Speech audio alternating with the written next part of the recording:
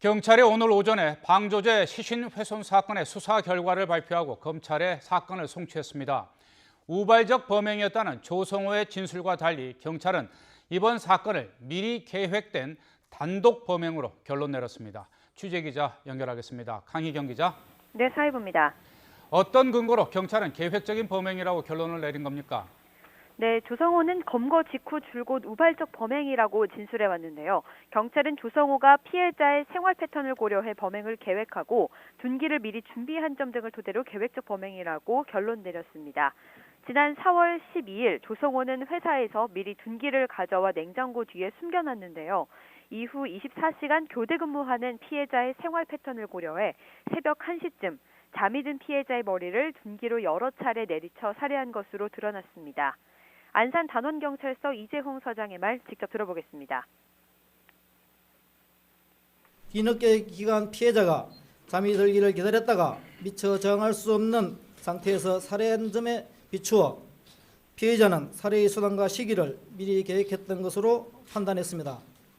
조성호는 피해자를 향한 분노가 쌓여 이가 폭발하면서 살해해야겠다고 마음을 먹었다고 진술했는데요.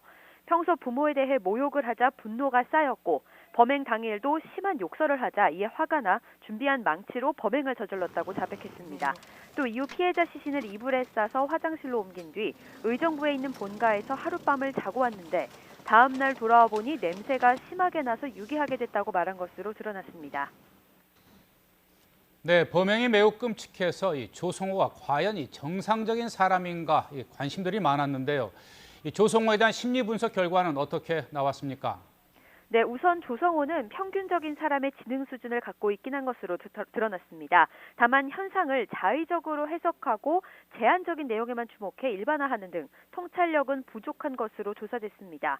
또 범행 후 SNS에 글을 올리는 등의 행위를 한 것은 이번 사건과 자신을 분리하기 위한 행동 중 하나로 해석됐는데요.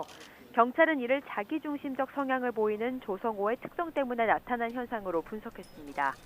조성호는 지난 3월 말 주거지 근처 술집에서 피해자가 조성호에게 집을 나가라고 하면서부터 사이가 나빠졌다고 말했는데요. 이후에도 물건을 던지거나 자고 있을 때 발로 툭툭 차면서 깨우기도 했다고 말했습니다. 또 범행 이후에 조성호는 평소처럼 직장에 출근했으며 지난달 20일에는 다니던 회사를 그만둔 뒤 새로운 직장을 얻기 위해 면접까지 보러 다닌 것으로 드러났습니다.